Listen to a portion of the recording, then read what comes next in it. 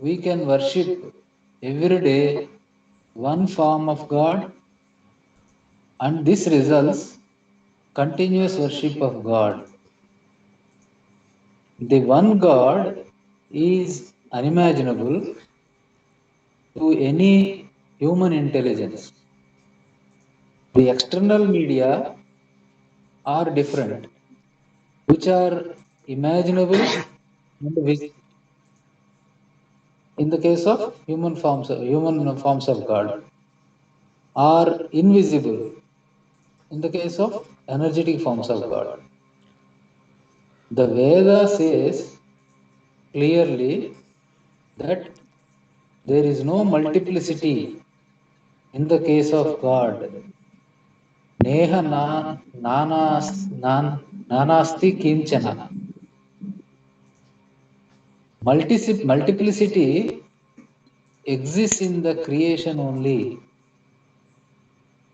The Gita also says that God looks divided in different external media, but he is actually undivided. Avibhaktam vibhakteshu. Vibhaktamiva chastitam. Samsthitam.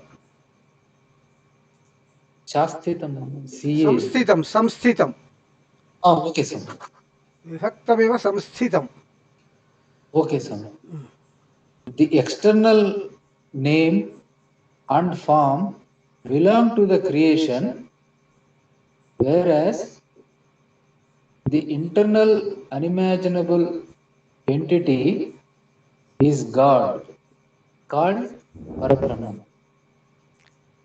Second question: what is the significance of Gotram and how it came into existence? Uh, the reply of Swami is like this: Gotram means the lineage of the ancestors who can be remembered in the context of telling one's own Gotram. It is just remembering the ancestral elders with respects.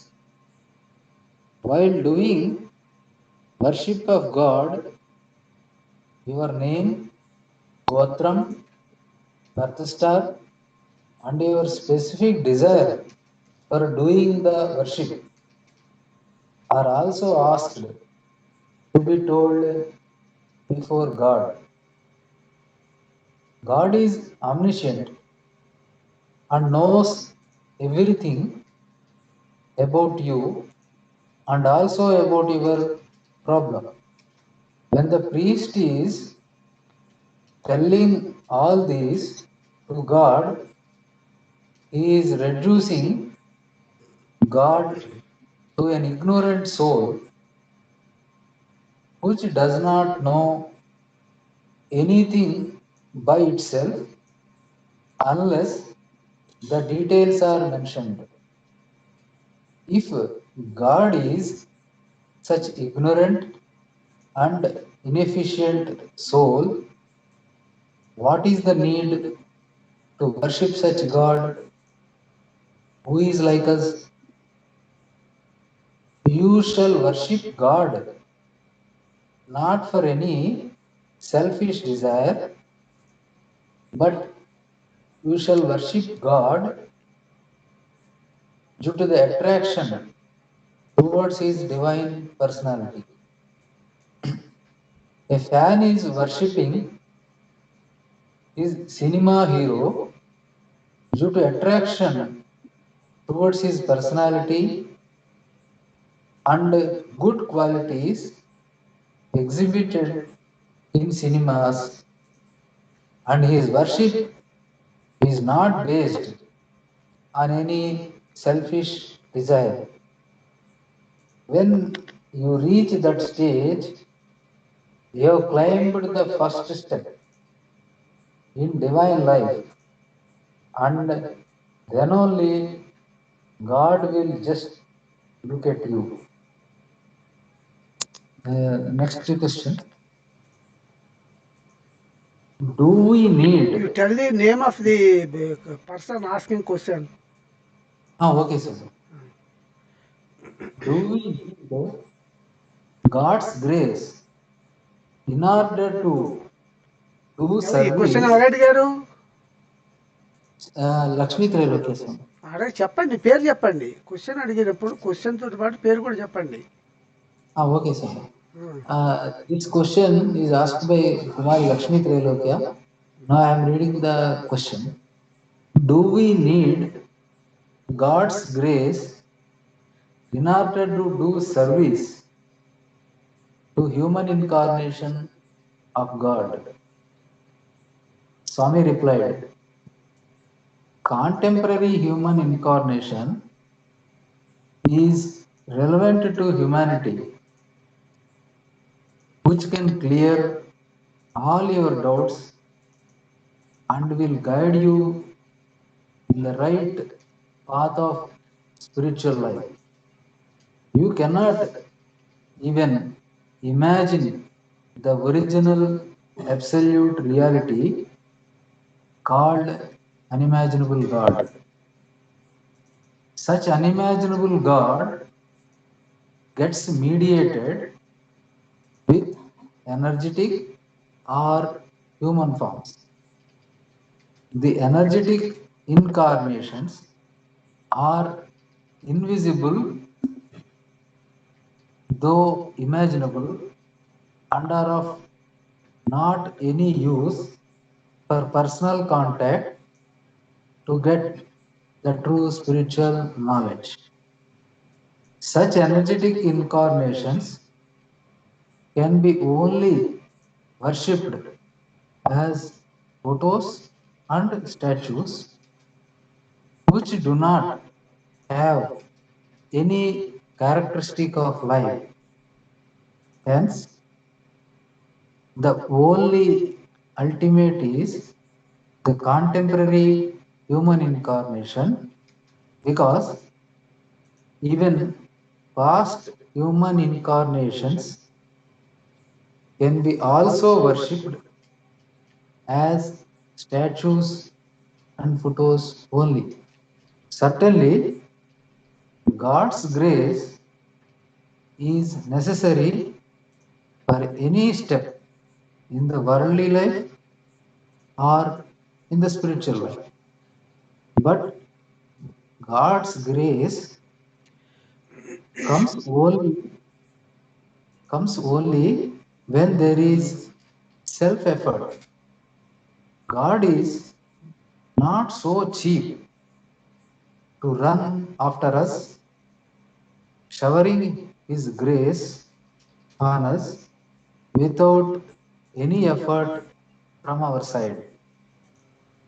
Even if we put effort, He tests the strength of your sincerity and force of attraction towards Him before showering grace on you.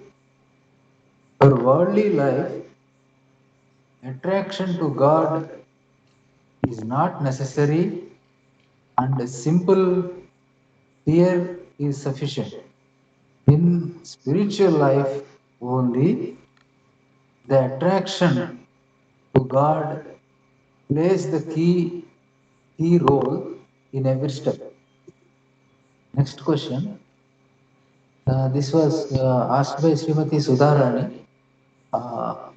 The question is, why is Suprabhata Seva done to any form of God, though we know that He never sleeps? Actually, the question is a detailed question is there. All the time, Sarvakala, Sarvavasthalayandu, God is awake and is continuously aware. God never sleeps. Only humans sleep. In such case, Why do we do Suprabhata Seva to God and wake him up? As far as I know, this seva is done to only few gods. Is this correct? If so, why? Now Swami replied, if you take God Krishna,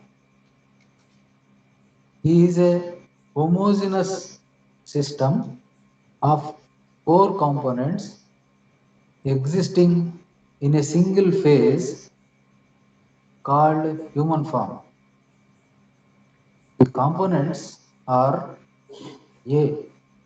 Unimaginable God or Parabrahman. B. First energetic incarnation called Datta. C. The energetic incarnation called Vishnu. And D. The human form of the son of Vasudeva, that is Vasudeva. The unimaginable God merged with the first energetic form and became God Datta. This God Datta, called as Hiranyagarbha or Narayana or Ishvara, merges with another energetic form to become God Vishnu. This God Vishnu merged with the son of Vasudeva in the womb of Devaki, and finally God Krishna is born. The first three components have no hunger, sleep, etc. The last human form has hunger, sleep, etc. When God Krishna is sleeping, as per the inherent nature on one side, the other three components do not have sleep on the other side. All these four components are homogeneously mixed, having mixed properties.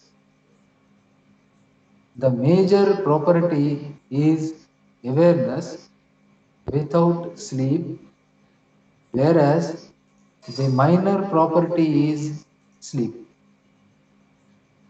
Hence, both both angles are correct. But the angle related to the human devotees is sleep only, since their nature is also the same. From the angle of the human devotees, such Suprabhata Seva is meaningful. But from the angle of highly realized devotees, such service is not necessary. But we have to ask such highly realized devotees also whether they are sleeping or not. Since every human being is sleeping, we can give value to this service from the point of this entire humanity. In fact, this service shall be done only to contemporary human incarnation and not for photos and statues. But majority of humanity affected by ego and jealousy does not identify the contemporary human incarnation, misled by the unaffected properties of the external medium that masks the internal God. Same thing is mentioned by Gita. Avajananti Mam, Gita. Only one blessed devotee conquers ego and jealousy and identifies the contemporary human incarnation of God. In view of this, in view of this majority lot of devotees, the photo or statue itself is assumed as the alive contemporary human incarnation, and the services are done so that at least the theoretical devotion of devotee grows. When such devotee conquers ego and jealousy and identifies the contemporary human incarnation, the already grown up theoretical devotion can be practically expressed. The path is to be modified in different modes to cover up all types of devotees, and defects are always inevitable in the beginning stage. Sarvarambhahi doshena, Gita. Then next question is again by Srimati Sudharani. The question is, Swami, do you say that Shodasopacharas done to you is not so important? Swami replied, the 16 types of service are actually meant for the contemporary human incarnation only. Thinking about God in human form is jhana. Invitation is avahana. Offering chair to sit, that is asanam. Giving water to wash feet, that is bhajyam. Giving water to wash hands, that is arghyam, etc. are meant for alive human form of God and not for statues which do not require such services. Of course, serving statues can be also done if contemporary human incarnation is not available. Service to statues fails in offering food, that is naivedya, because statues do not eat food. Instead of contemporary human incarnation, even the devotees to God can be served, because sage Narada says that God lives in devotees also. Tanmayahite. God in human form feels happier if his devotees are served, just like a father feels happier if his son is served. Service to statues gives growth to theoretical devotion only, which is the mother of practical devotion when human form of God is recognized and served. Next question is asked by Srimati Vijaya Tirumala. The question is, Swami, how do we convince non-believers of God that Sri Krishna lifted Govardhana hill? And Swami replied, why are you so particular about lifting up the hill? So many other miracles, which are unimaginable events, were performed by several human incarnations and great devotees. Do you feel that those other miracles can be explained and only lifting the hill can't be explained? Countless miracles were performed by Bhagavan Sri Satsai Baba till recently, and audio video cassettes are also uploaded.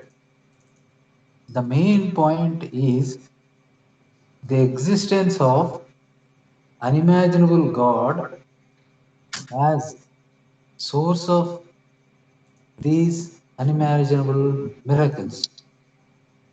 There is no qualitative difference between a micro miracle and a macro miracle because both are inexplicable. Next question. This question is asked by Kumari Lakshmi Trilokya. Question is, Swami, how do I know whether God likes what I am doing or not? Swami replied, God likes, what God likes and what is not liked by God is clearly told in the scriptures. He never likes the sin that disturbs the pravritti or worldly life of humanity.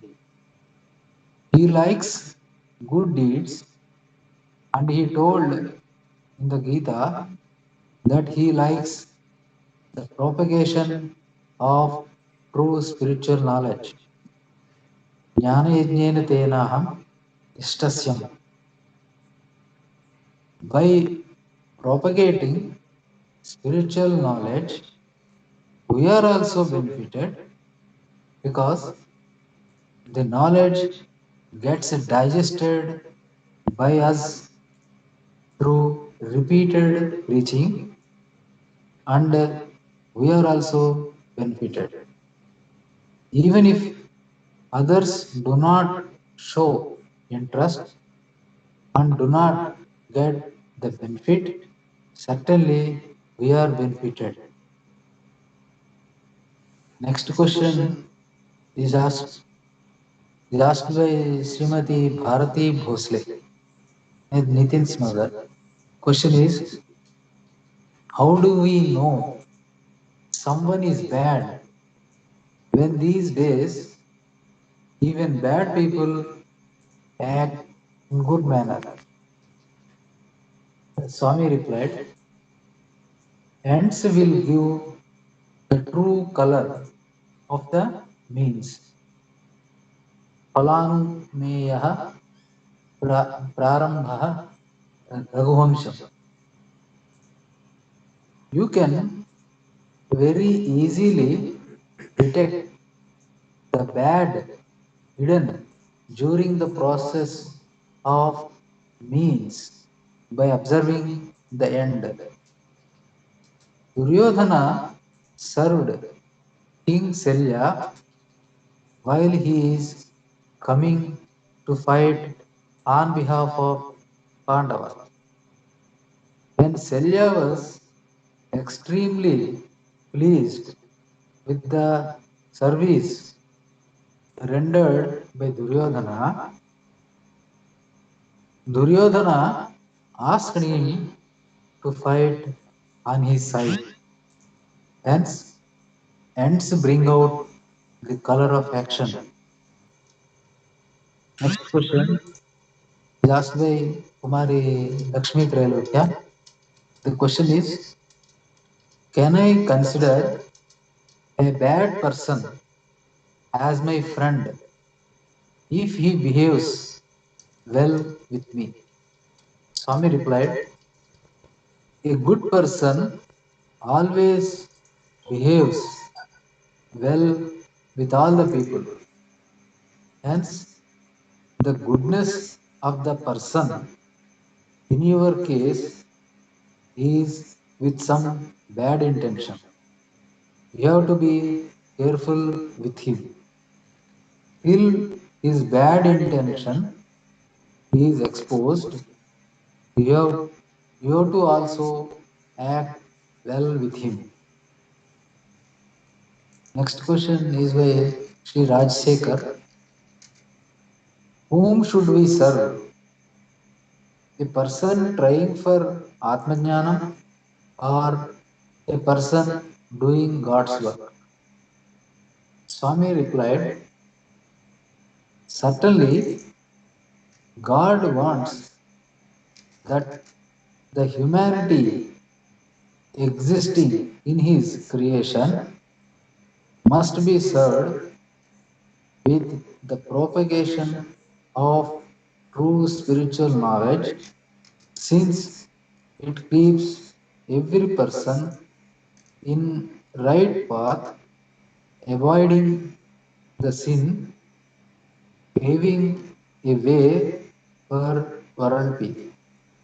The person suffering with a disease is undergoing the punishment of his sin. God cures the disease of such a person if God has a hope that the person will spiritually progress on becoming healthy. If such hope exists in the view of God, not only the disease, any worldly problem will be solved by God. If such hope does not exist, the person is allowed to undergo the punishment so that at least a temporary reformation is possible in the soul. A person goes to Himalayas to meditate on God in a peaceful atmosphere away from the worldly bonds in order to fix his mind strongly on God. This is very beginning stage. A person of higher level starts serving God through propagation of spiritual knowledge by which not only the mind is fixed in God, mind is fixed in God, but also God is simultaneously pleased. It is something like yearning while learning. Sri Bharat Krishna asked this question, uh, should I invite undeserving relatives to the family functions like marriage? And Swami replied, it is better not to invite undeserving people, even though they are relatives, and it is better to invite deserving people even though they are not relatives. Next question. This was asked by Miss Lavanya. Swami, although Draupadi Draupadi's or Subhadra's marriage happened in the direct presence of Sri Krishna, why she suffered a lot? Swami replied, this shows the impartiality of God towards his relatives. Presence of God is not important, but the will and grace of God is important. One may be present in a meeting which is addressed by the DGP, police. Does that mean that the same person will be saved from the crime committed by him? Our next question is again by Sri Bharat Krishna. Question is, does starting a business good for a devotee who is still on the process of developing devotion? Swami replied, business is always risky because there is possibility of total loss also. Doing a job with limited standard income is always better for getting livelihood while doing God's work. The peace of mind is very important in doing God's work. Next question is by Sri Rajsekhar. Question is, does God punish us for living a worldly life? Swami replied, justified worldly life will be appreciated by God, and where is the punishment of God in it? God punishes only unjust worldly life that disturbs the peace of the world. In the case of Ahalya, she met Indra in disguise of Gautama, knowing that the person in disguise is Indra and not Gautama. Devarajam tu Vijnaya, Valmiki Ramayana, and hence she was cursed by Gautama. Next question is by Srimati Sudharani. Question is, if a person celebrates Navaratri festival in a grand manner, can we say that he is a great devotee? Swami replied, the function conducted in grand manner does not please Goddess Durga.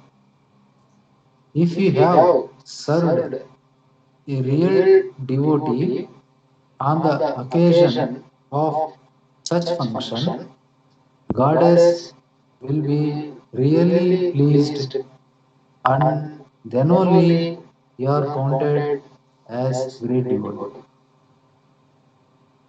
This completes the question answers uh, that Telugu Satsangam.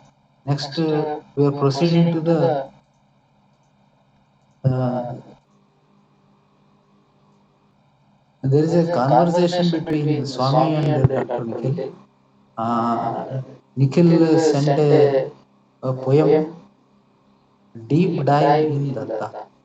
This is from Dr. Nikhil, and this will be followed by Swami's reply also.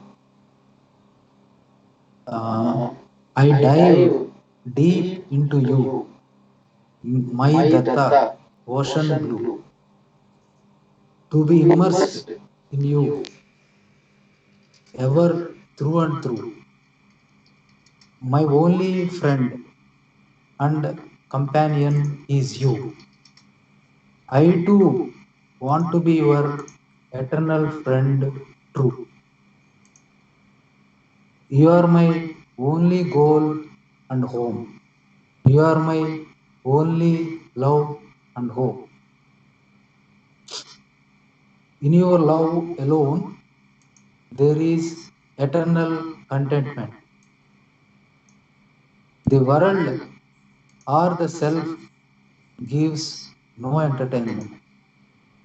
Ever dynamic, you are working towards your mission. A soul made of energy, I too cannot remain in inaction. Working for myself, I can not and care not. Working for you too, I can not but care a lot. So, all my lives I surrender to thee. Use me for whatever you please. Your work proceeds with your grace alone. With my effort, I can't even move a tiny stone. Let me watch your grace working all the way, applauding the master strokes in your play. I will just sign on the dotted line when told to do, full of trust and love for my Datta Sadguru. I need not seek others or jump in uncalled. Patiently, I wait in loving trust until called. I don't want the work, I just want you. The works, but a pretext to be with you. Without you, pointless is my existence. Neither work nor life has any significance. With you alone, there is consummation. All that matters is your loving association. My Datta and me living in close communion. The master is this slave's abiding companion. O three petaled lotus with sweetness dripping, this honeybee is circling around thee, thirsty. Now, Swami, reply of Swami is here. Datta is indebted to you as long as this creation exists. For your support in theoretical knowledge and devotion, for your sacrifice of service and sacrifice of fruit of work. If you say that you are not doing divine service properly, Hanuman is correct to say that he is the weakest monkey. While burning Lanka, Hanuman said to demons that he is the weakest monkey among the army of monkeys present with Sugriva. Mattah Prachavara. Kaschit Nasti Sugriva Sannidhau. This is from Sundarakanda of Valmiki Ramayana. Next, coming back to our question answers. This is these were discussed on 24th of October. The first question is from Sri Durga Prasad. Question is it necessary to learn all the scholarly knowledge to attain bhakti and karma yoga, or the essence of it is enough? Swami replied, the Jnana Yoga or spiritual knowledge was attained. Continuation of the question is also there by Sri Fani. Continuation of that question by Fani is, then how devotees like Kannappa, Gopikas, Chavari, who are illiterates, were able to develop climax devotion? Swami replied,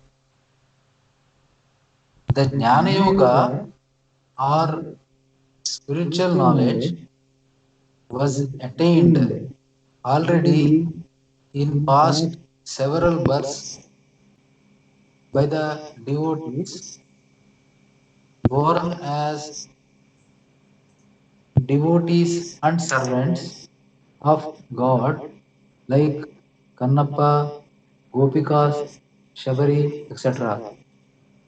Labhate cha tado bhuyaha. Gita.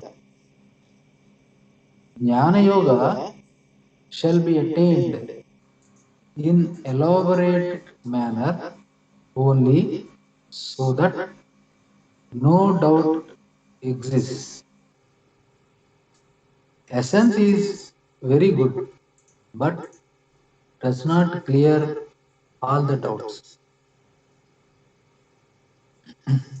Next question, of course, is asked by me. What is the significance of one's own life mentioned as one of the sacrifices to God? Actually, the context is, Swami, you said that Karma Yoga is final and there is only peace after that. Chaga Shantiranantaram. Gita. Why is that Praneshana, that is bond with the body, not mentioned as one of the worldly bonds? And why sacrifice of the same is not suggested along with sacrifice of other three worldly bonds? In continuation of that, Sri Anil asked, Swami, Jesus said that unless one is ready to sacrifice, that is, hate oneself, one can't achieve him, that is Jesus. Here, Jesus is clearly talking about sacrifice of oneself also. Then, continuation of that, I asked again, Swami, you said that Satan may also come to us as an energetic form and ask us to die, which we might mistake as God conducting test on us.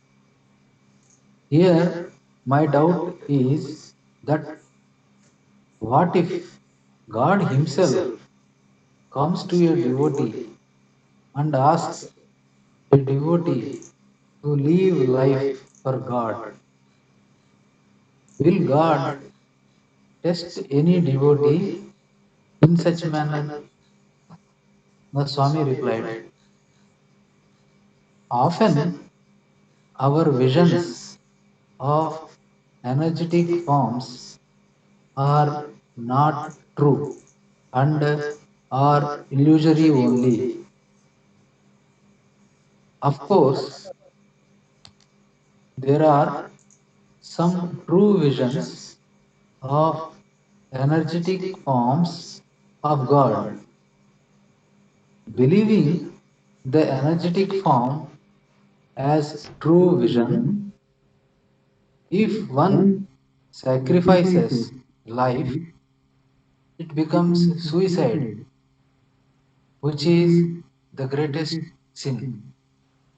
God Krishna said in the Gita that his true devotees are prepared even to sacrifice their lives for his sake. Machitta Madgata Pranaha Gita. However, in the three strongest worldly bonds, that is, with money, issues, and life partner, bond with life is not mentioned for the above said reason. Once the life is sacrificed, it can't be attained again, like money, issues, and life partner. When Hanuman could not find Sita in Lanka for a long time, he became ready to commit suicide due to his love for the service of God. But God controlled him from his consciousness. Next question is by Kumari Lakshmi Trelokya. The question is, Swami, you compared the spiritual knowledge with a two-step chemical reaction. In that, the final step is Nishkama Karma Yoga only. That Swami answered it. Long time or almost all the time is consumed in attaining true spiritual knowledge from Sadguru, which is A, that is Sadguru, to B, that is disciple gaining knowledge from Sadguru.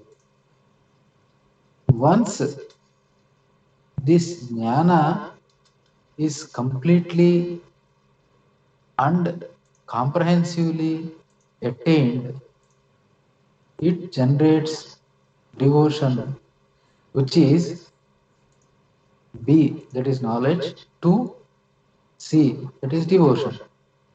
And this is spontaneous.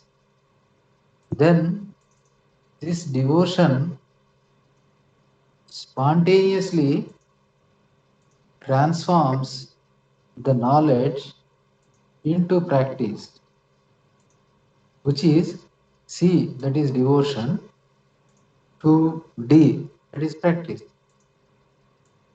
You take this as three-step reaction. Once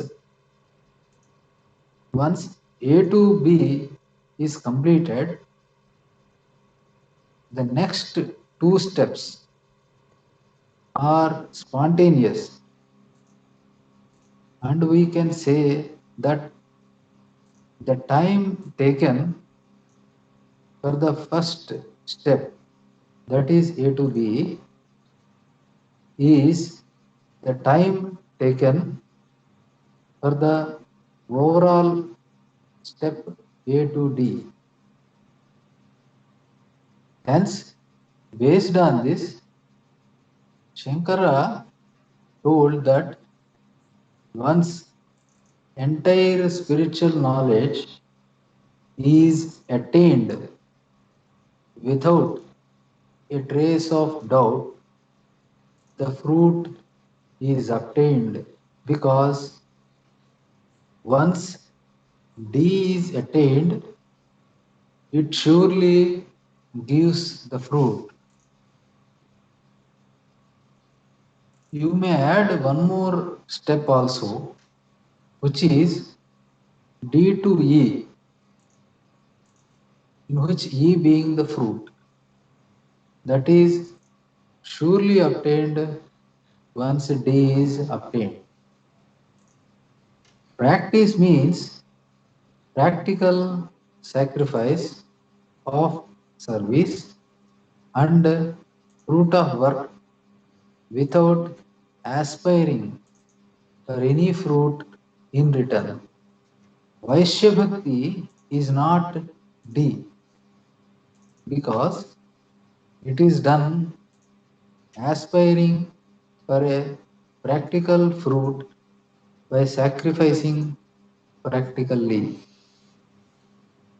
D is the Apatya Bhakti, that is issue devotion, which is the practical sacrifice of service and fruit of work to issues by parents without aspiring for any fruit in return.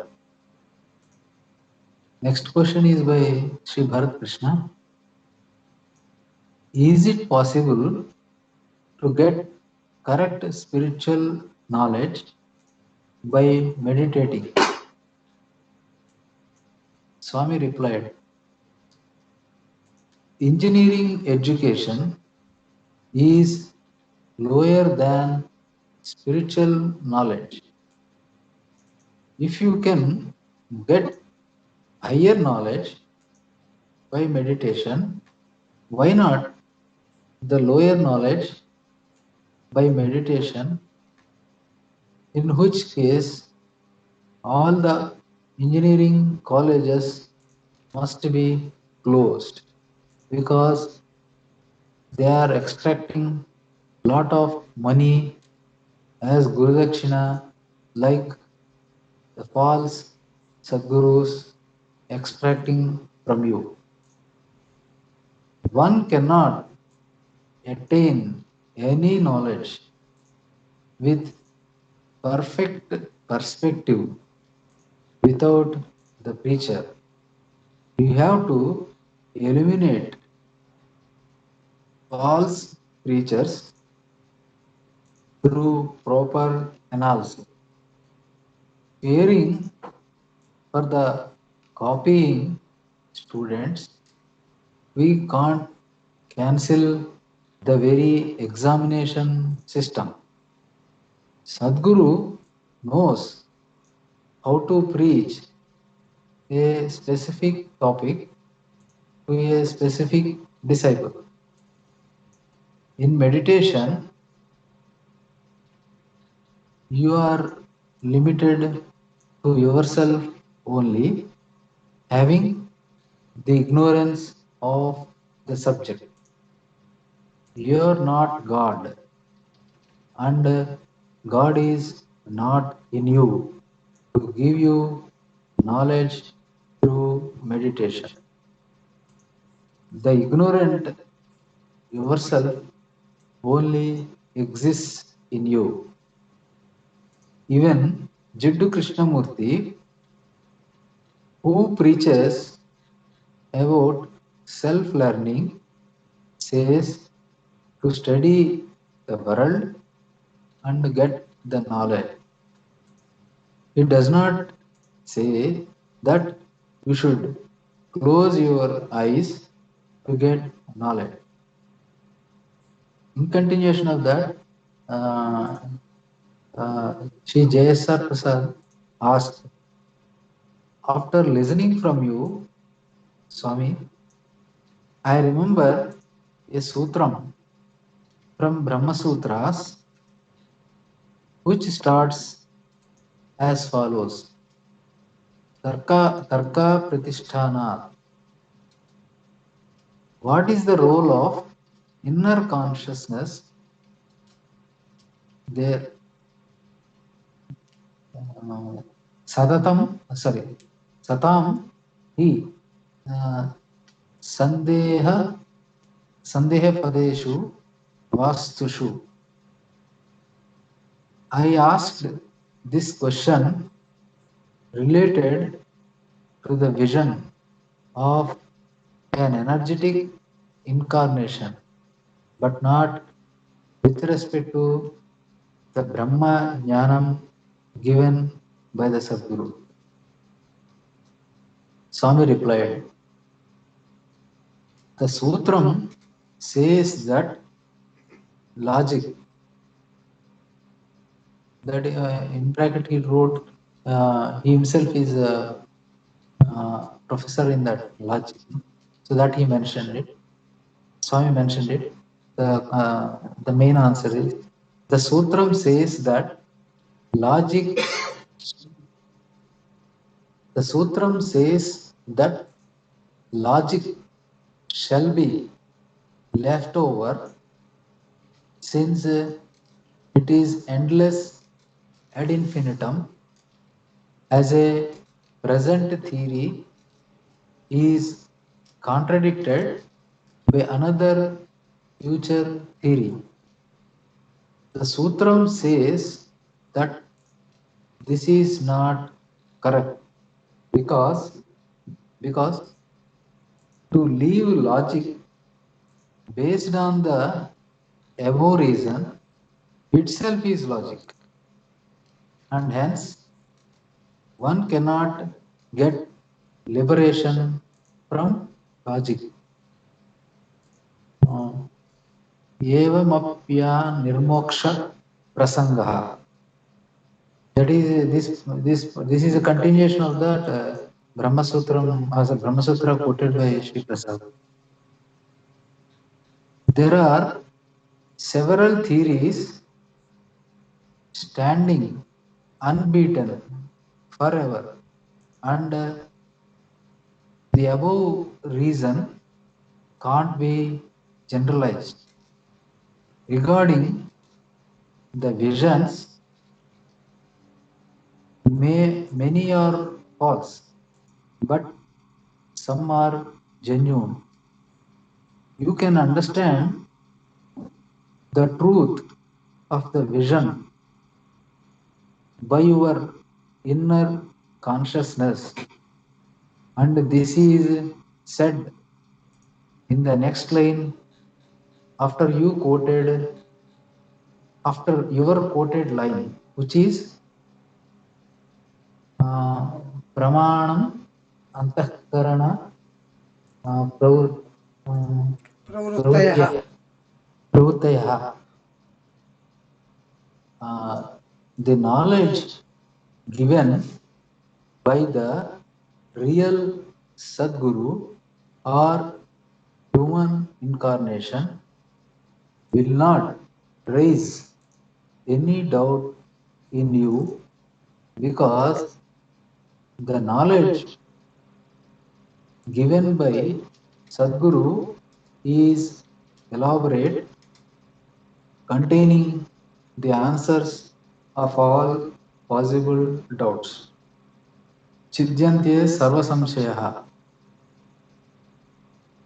One gets endless doubts only when the Brahma Sutram quoted by you is partially known, which is that logic is endless. If the other part of Sutram is known, doubts will not come. The complete and comprehensive knowledge of Sadguru, once heard, will not give a chance for you to get any doubt from any corner, and such knowledge is called Prajnanam, Prajnanam Brahma, Veda. Doubt comes only when there is a trace of false in the knowledge. If the knowledge is completely true, that is Satyam Jnanam, Anantam Brahma Veda, there is no chance of getting any doubt. Next question is by Sri Satyareddy. The question is, if we worship inert statues, will we become stones? He quoted from Gita, Bhute Jayanti Bhutani. Swami replied, certainly inert births, like becoming stones, is possible for sinners in case God wants to put a soul in coma for some time to reduce its fast nature of doing sins.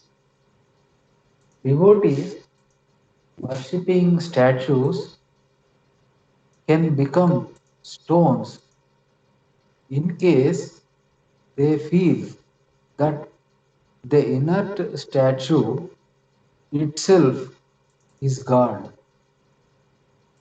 The inert statue is a representative model for God, which is used for developing theoretical devotion to God that can be transformed into practical devotion at a later stage on recognizing the human incarnation. This is the reason why the statues are carved in human form. If the worshipper of inert statue becomes a stone, a person looking at the album of his kith and kin in a function must also become a stone in the next birth. In the beginning of spiritual path, worship of statues is inevitable. Thinking the inert fire itself as God in a sacrifice will become stone in future, since the inert fire is lit to cook the food and not to offer food to eat and burn the food. Such people are mentioned here and not the devotees worshipping statues in the beginning stage. Fire is one of the five elements, Manada Bhuta, and worshipping the fire in this foolish way of burning the food, thinking that fire eats that food, is the inert worship, Bhudeja. Next question is by Sri Ganesh. The question is having a desire to attain correct spiritual knowledge is also due to the grace of God or self effort? Swami replied, without the grace of God, nothing happens in the spiritual way. Apart from God's grace, self effort is also essential, because if God's grace is the only cause For gaining spiritual knowledge, God must God must bless everybody without any partiality. If God helps a person putting effort, it will not be the case of partiality. Next question is by Jay Srimani. The question is, when I do not know anything about how to worship God in a proper way, how can I do service? In fact, there is elaborate question also. Swami, I used to strongly believe that Manava Seve, Madhava Seva. But whenever I donate something to few people, I know few people misuse that. Hence, I don't feel like doing that. I do not know any mantras or any rituals to worship. I know only Gayatri mantra. Then, how should I do any service to God? Swami replied, Gayatri is only a mode of worship and not a deity. Gayatri means the name of a Vedic meter, and the deity is God. Gayatri Chandaha, Savita Devata, Paramatma Swarupam. That is a quotation. Next.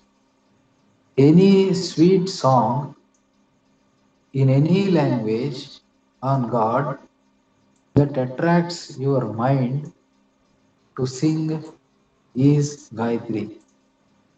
Hence, Gayatri is not confined to a gender or few castes, castes, castes, and it is universal.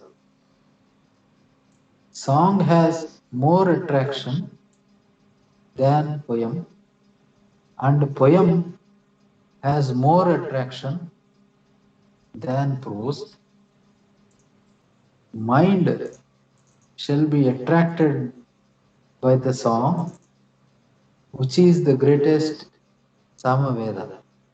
Vedanam Samavedosmi Gita. The so-called Gayatri mantra is called Gayatri because it is in the Vedic meter called Gayatri, and, and hence itself is not the real Gayatri. Real Gayatri is any sweet song in any language, that is, even your mother tongue, even in your mother tongue, that attracts your mind, forcing you to repeat it again and again. That is Mananam, spontaneously, without attraction for any fruit. Mantra is any line of prose or poetry or song in any language on God that attracts and forces your mind spontaneously. Mananat trayate iti mantraha. Gayatri is defined as any song on God in any language that attracts the mind to sing again and again spontaneously. Gayantam Trayate iti Gayatri. All this is theoretical worship or asambhuti upasana. Sacrificing work in the service of God along with possible sacrifice of fruit of work is the practical worship or sambhuti upasana. The Vedas, the Veda says that both these types of both these types of worship are essential to get the grace of God. Yes, yes, ఎస్తద్వేదో భయం సహా. Saha. Uh, Next question is by Sri Bharat Krishna. Uh, does singing bhajans come under Jnana Yoga? The elaborate question is, Swami, you just said that developing bhakti happens spontaneously without any effort if our effort in attaining correct knowledge is perfect and complete. During another satsang, you said that singing bhajans helps us develop devotion.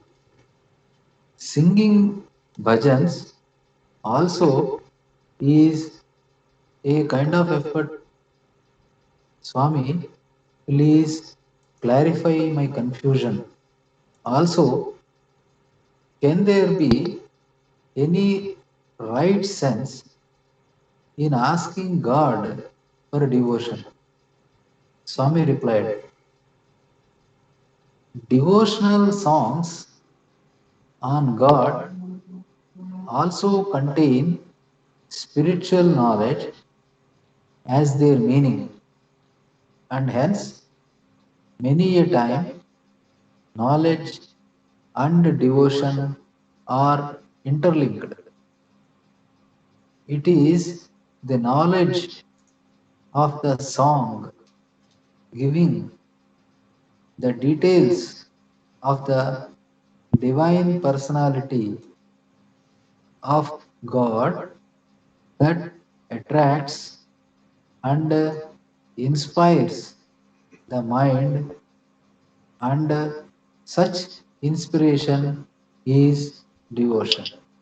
Hence, devotion or attraction comes from knowledge only.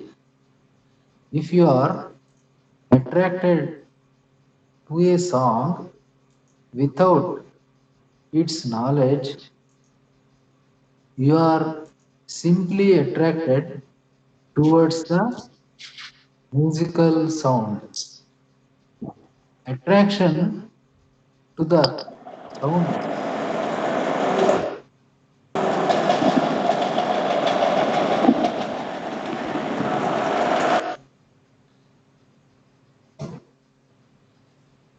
attraction to the sound of words without knowledge is the path of atheistic Purum, Purumimamsa. You can ask anything from God, but you shall never ask God to give devotion,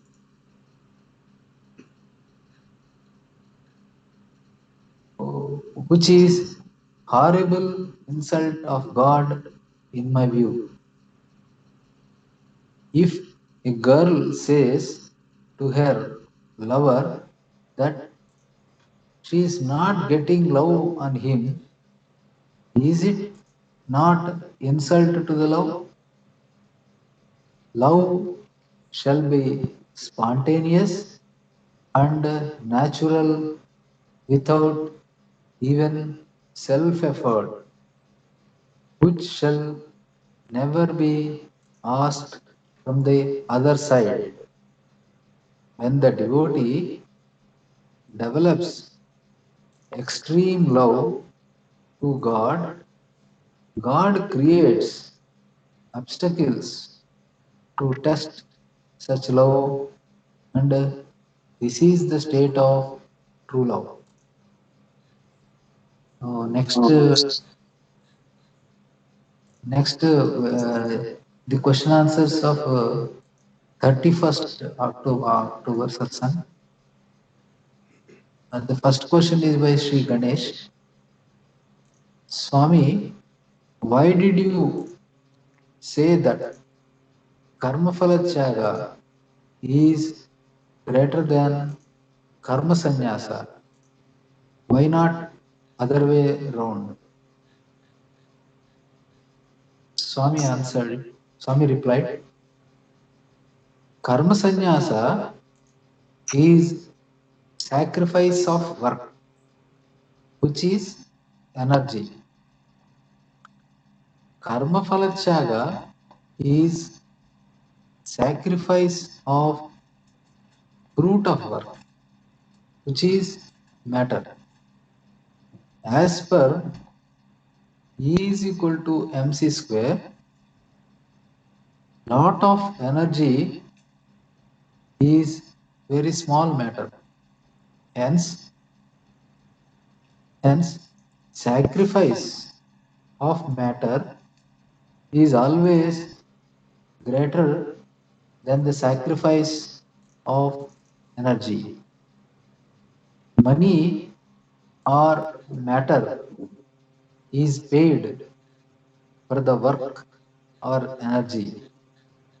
There are several unemployed people who are ready to sacrifice their energy or work for a little payment of salary in the form of money or matter. Employer pays the salary or money or matter. Employee gives work or energy to the employer for getting matter or money. Employee always respects the employer because matter or money is greater than energy or work. Employees are many, whereas employers are less in number. A saint can sacrifice only energy or work, that is karma sannyasa. Whereas, whereas a householder can sacrifice both work as well as fruit of work, that is karma phala. Hence, the householder or grihasthashrama is said to be topmost among all the four ashrama. Saint can do only sacrifice of work, but householder can do both sacrifice of work as well as sacrifice of fruit of work. Sacrifice of fruit of work is always associated with sacrifice of work, but sacrifice of work need not be always associated with sacrifice of fruit of work.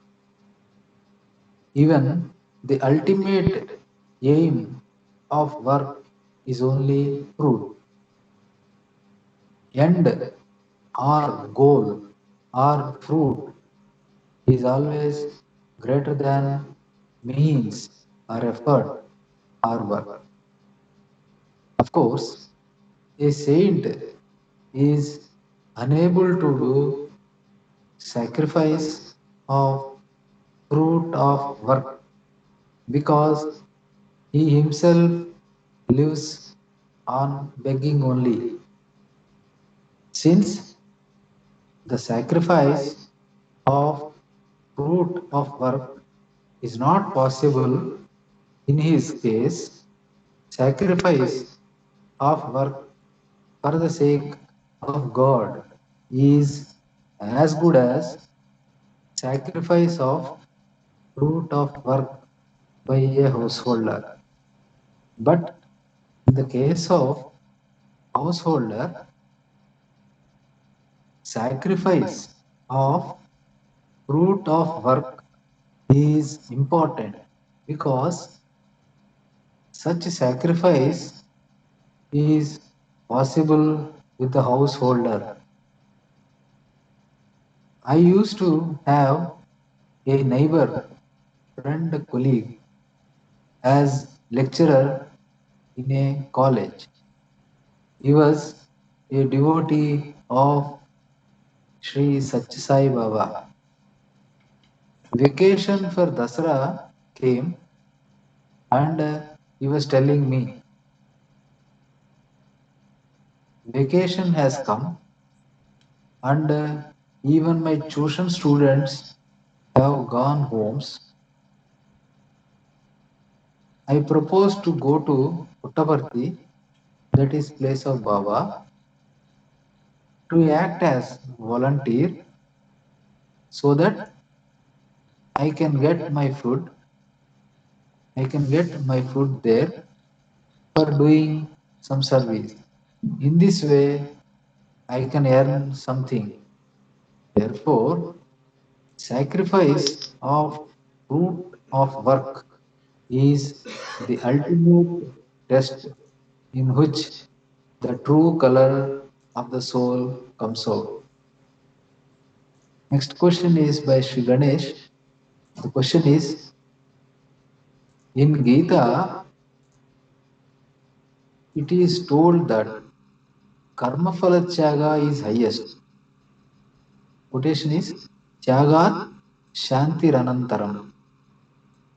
In this verse, it is told that knowledge is better than blind practice. That is abhyasa. Devotion, that is dhyana, is better than knowledge. That is jnanam. And sacrifice of fruit of work is better than devotion, after which there is no further higher state. Why Gita did not mention sacrifice of work while mentioning all the three steps? The third step, that is Karma Yoga, consists of both sacrifice of work and sacrifice of fruit of work. Swami replied, you are correct in your doubt that Karma Yoga should have been mentioned as the next step to devotion. Instead of Karma Yoga, Karma Phala Tyaga is mentioned, which is only a part of Karma Yoga.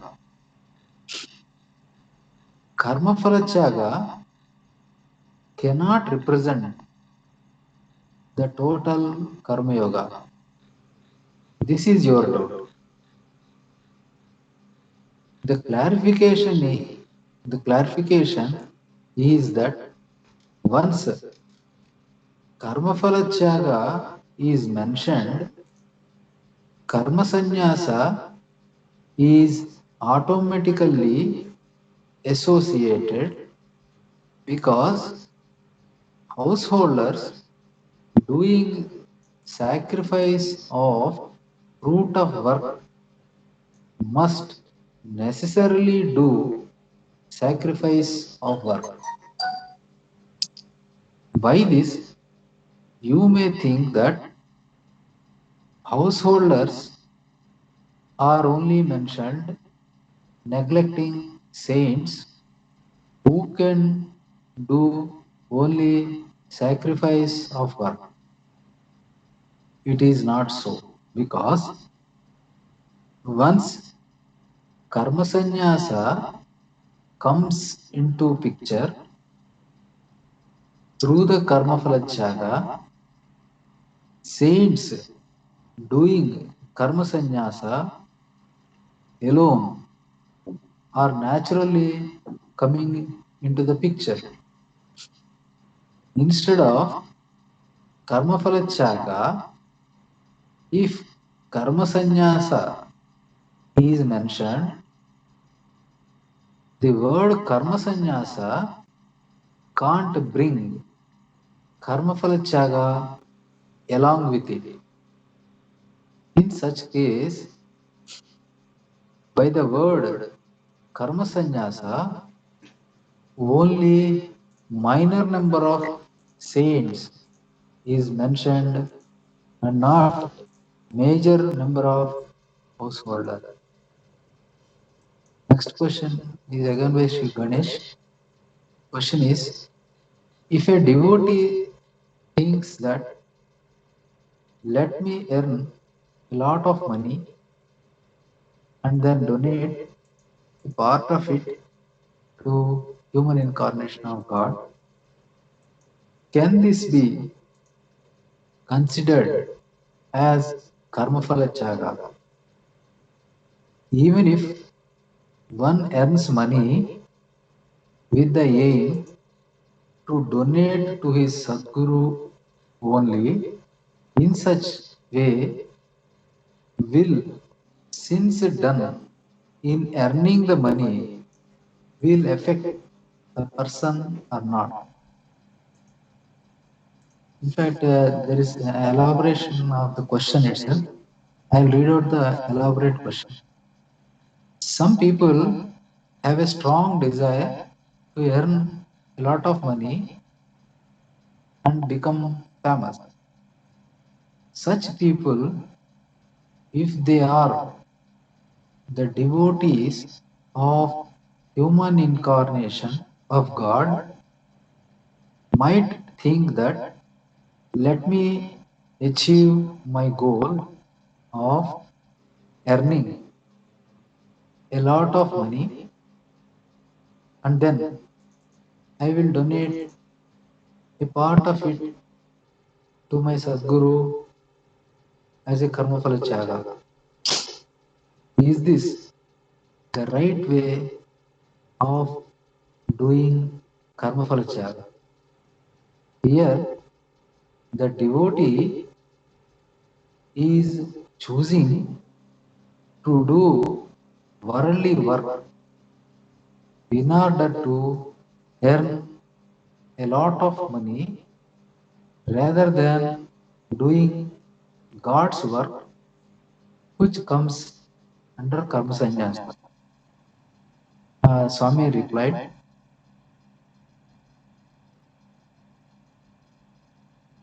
the highest stage is earning money only for the sake of God's work, foregoing self enjoyment, but in such way sins shall not be done. God is not in need of your money. In fact, whatever you possess now is also given by God only. God asks you for your money not for the sake of his need. He is asking you for your money in order to test whether your bond with him is greater than your bond with the money already possessed by you. God is not bothered about the magnitude of your donation to him. He is only bothered about the percentage of the donation in the total possessed by you.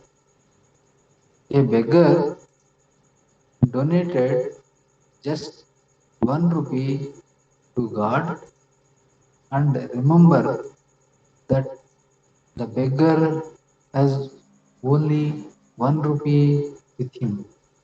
This is 100% donation.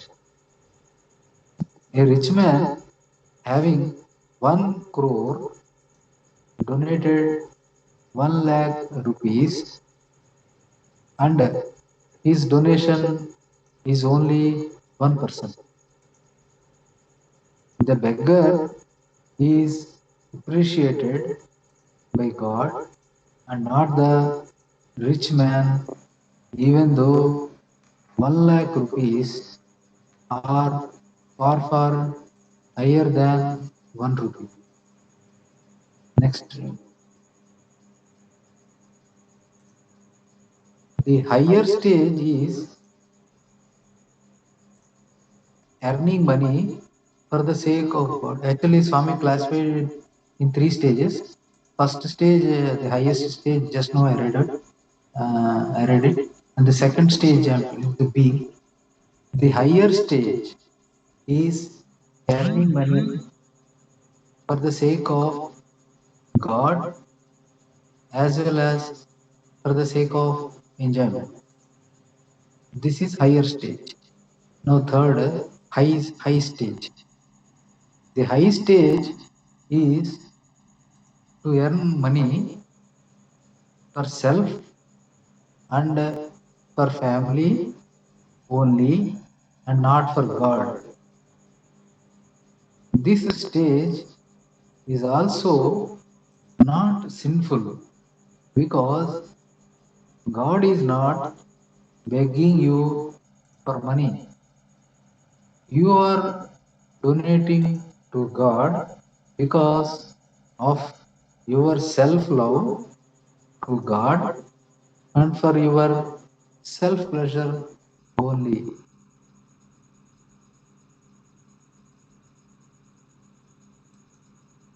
This aspect of sacrifice, of service, and fruit of work is very delicate and critical if it is not understood in the right direction. It is very well established that true love requires practical proof also, and mere theoretical love is not sufficient to prove itself as true love.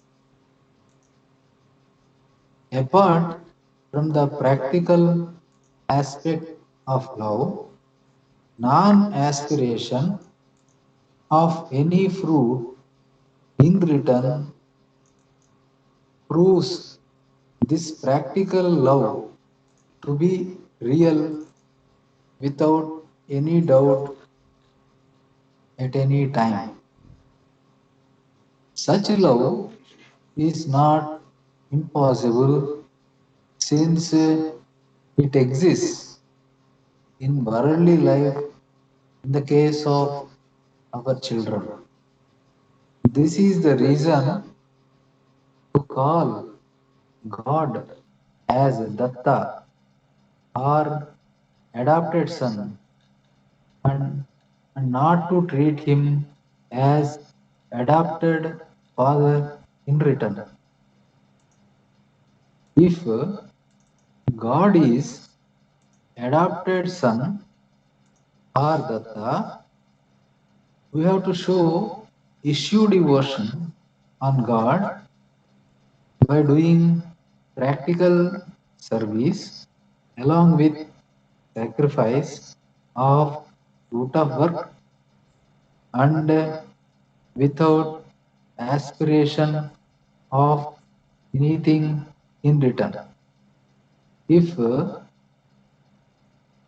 God is adopted father, the above concept is reversed.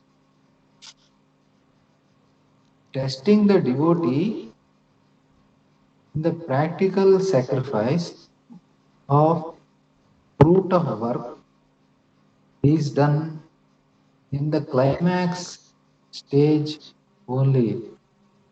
Such a test shall not be misunderstood as the need of God or exploitation of devotee by God.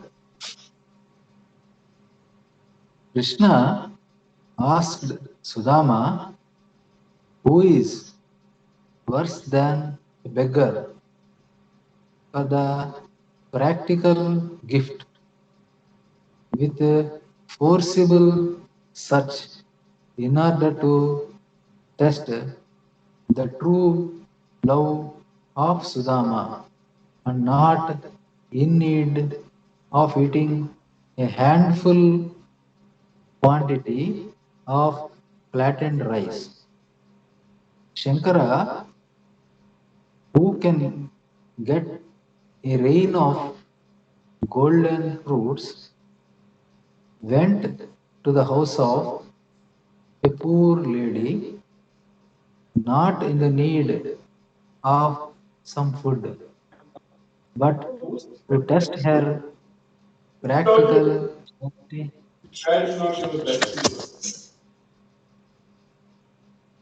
but to test her practical charity in such horrible stage of poverty. Hence, the angle of exploitation for the need shall not be even dreamt on the side of God. Next question is again by Sri Ganesh. Swami, I feel that recognizing a human incarnation of God just with prajnana is incomplete.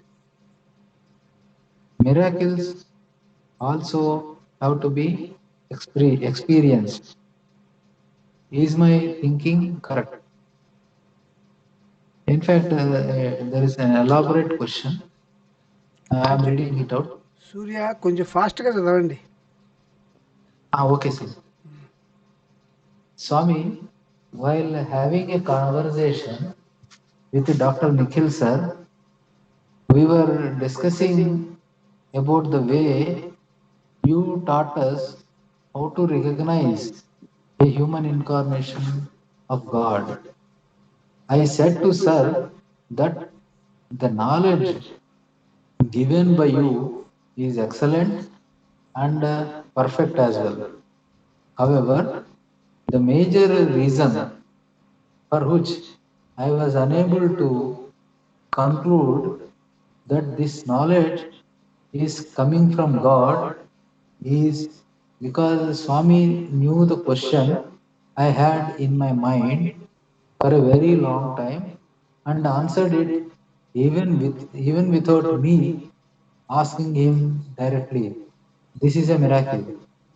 So I told sir that miracles also play a major role in identifying a human incarnation. I said so because an ignorant person can't differentiate between the spiritual knowledge given by a devotee of God who also does some miracles and the prajnanam of a human incarnation of God who does big miracles. Analyzing the knowledge is very tricky, and I feel that one has to be a scholar to be able to do that properly. So, an ignorant person can't differentiate between the two. Dr. Nikhil sir replied to to this saying that even an ordinary person having grace of God might be able to do mind reading these days. Miracle is not the deciding factor. It is only prajnana. If one is finding it difficult to differentiate the knowledge given by ordinary person and a Sadguru, one should always spend more time for analyzing the knowledge from both of them with lot of patience so that gradually one can see the difference. We should not be hasty in taking decision, especially in identifying a Sadguru, that is human incarnation. Swami, can you please explain me what to do when an ignorant person, faces such difficulty in differentiating the knowledge given by an ordinary person and a human incarnation? Swami replied, miracles are not confined to God only, so that we can recognize God in straight way by observing miracles performed by God or Sadguru. Even demons perform miracles which are got from God only through their rigid penance.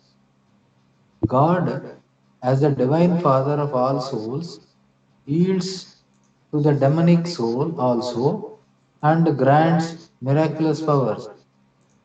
Miracle performed by God or devotee or demon are useful for atheists in accepting the existence of unimaginable God, and in this way, the miracles performed even by a demon are useful in one way or other. But God cannot be confirmed. God can't be confirmed by miracles alone. In order to support this point, miracles appear even in a devotee or demon. Spiritual knowledge is the most important since it alone gives the right direction to the soul in both worldly lives as well as in spiritual life. Apart from knowledge that is related to the component of God Brahma and miracles related to the component of God Shiva, love to devotees is related to the component of God Vishnu. The human incarnation, due to extreme love to his real devotees, suffers the punishments of sins of such real devotees and saves them from disturbance so that they can proceed peacefully in this spiritual life. It is God Datta, called as Father of Heaven by other religions, the first energetic incarnation of unimaginable God or Parabrahman, enters and merges with selected energetic beings to become energetic incarnations and merges with selected human beings to become human incarnation. An incarnation results by the will of God only and not by the aspiration or effort of a soul. For the sake of welfare of the worldly life, that is Pravriti, and spiritual life, that is Nivritti, God comes down as incarnation.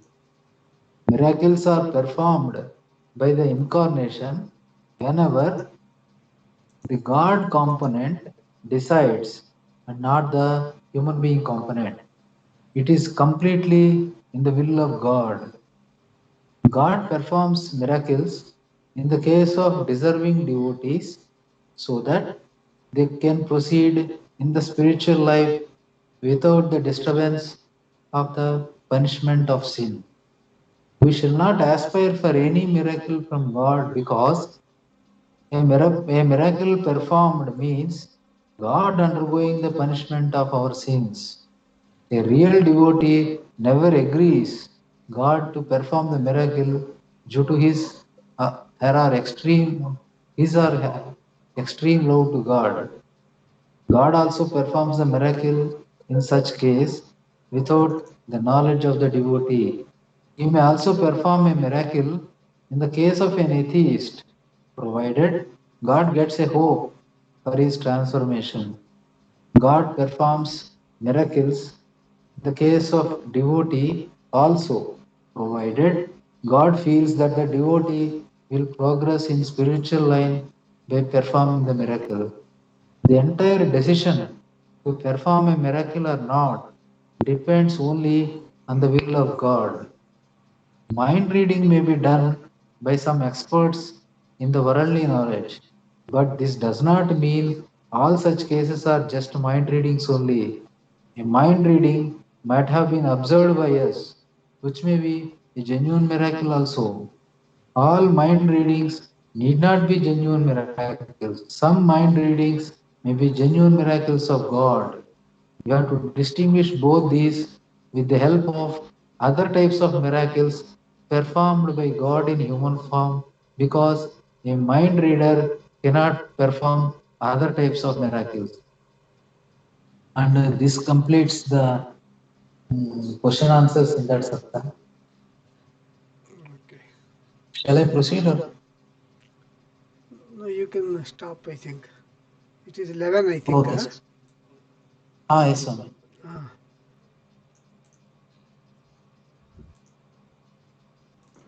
So, Hello. hello. Will you sing the bhajan? Yeah, yeah. ऋषिवराणां shall I sing song? Ah.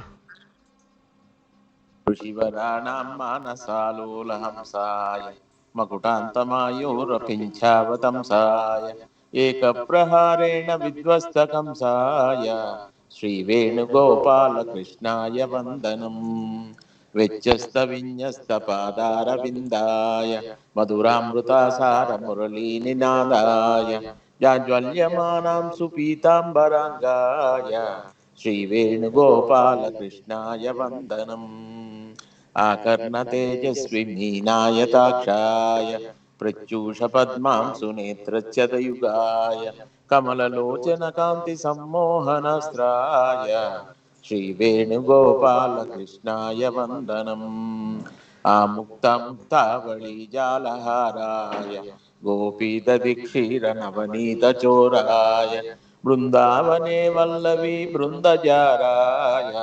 श्रीवेणुगोपालकृष्णाय वन्दनम् सायं तने धेनुबृन्दानुगमनाय मार्गमध्ये वल्लवी कुञ्चिताक्षाय राधा जगन्मोहिनी मोहनाय श्रीवेणुगोपालकृष्णाय वन्दनम् कालीयफणिफणसंक्षोभनटनाय काञ्जीक्वनत्किङ्किणी निस्वनाय गोवर्धनोद्धरणलीलास्मितास्याय श्रीवेणुगोपालकृष्णाय वन्दनम् कस्तूरिकातिलकरेखाललाटाय तुलसीस्रगामोदवक्षकवाटाय पार्दाय विश्वरूपालोलकेठाय श्रीवेणुगोपालकृष्णाय वन्दनम् श्रीरुक्मिणी सत्यभामा समेताय गोपीसहस्रेण संवेष्टिताङ्गाय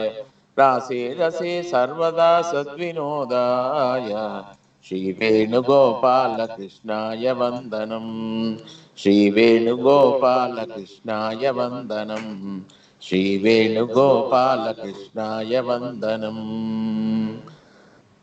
सर्वविस्मन्यस्तपादपद्मायते वामहस्तालोल वेदशास्त्रायते ज्ञानसूर्याय ते दत्तरूपाय ते श्रीवेणुगोपालकृष्णाय वन्दनं श्रीवेणुगोपालकृष्णाय वन्दनं श्रीवेणुगोपालकृष्णाय वन्दनं नमस्कारं sir Namaskar.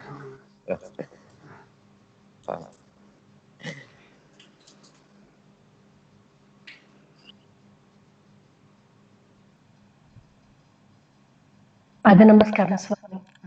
Namaskar. Namaskaram Swamiji. Namaskar. Pada namaskara Swami. Namaskar. Namaskar. Namaste. Pada namaskara Swami. Namaste. Pada namaskara Swami. Namaste. Namaste.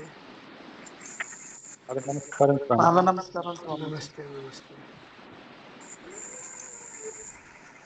Can we prepone this satsanga from 8 to 10? Yes, Swamiji, definitely. No problem, Okay. Swami. Yes, Swami. 8 to 10 or 8 to 10:30, something like that? Yes, Swami. Yes, Swamiji. Because it is becoming late. Yes, Swamiji. Whenever it's convenient for you, Swamiji. For me, anytime is convenient. Most probably 8 to 10 is all right. Will be all right, I think. Yes, Swamiji. Sure, sir. Oh, okay. I think today a lot of questions and answers were read. I think we can limit also the questions answers session and give some time for the new questions to be asked. So, okay, sir. Yes, Okay. I mean, part of the time can be allotted to new questions Yes, sir. and discussion because all the time was taken by the previous questions only. Yes, sir. And Surya, I think you can read a little bit faster. Okay, sir. Otherwise, it takes a lot of time, I think. Okay, sir. Okay, then will anybody read that Shanti Parabrahma Samarambham? परब्रह्म समारंभां श्री दत्तात्रेय मध्यमां श्री दत्तस्वामी पर्यन्तं वन्दे गुरुपरम्परां सर्वविश्वज्ञश्च भागवन्मायते वामहस्तालोल वेदशास्त्रायते ज्ञानसूर्यायते दत्तरूपायते श्रीवेणुगोपालकृष्णाय वन्दनं श्रीवेणुगोपालकृष्णाय वन्दनं श्रीवेणुगोपालकृष्णाय वन्दनम् Om Shanti Shanti Shanti. Pani has gone to sleep. Swamiji, not I think feeling so. well, He's not here Swami. today. Little bit. Pani, He's little bit of headache is there for him, Swami. That is why he is not joined, I think. I see. Yeah. Right. Okay. Yes, sir. Okay, let us close. Huh? Namaskar. Okay. Yes, Swami. Namaskaram, Swami. Namaste. Hello? Happy, huh?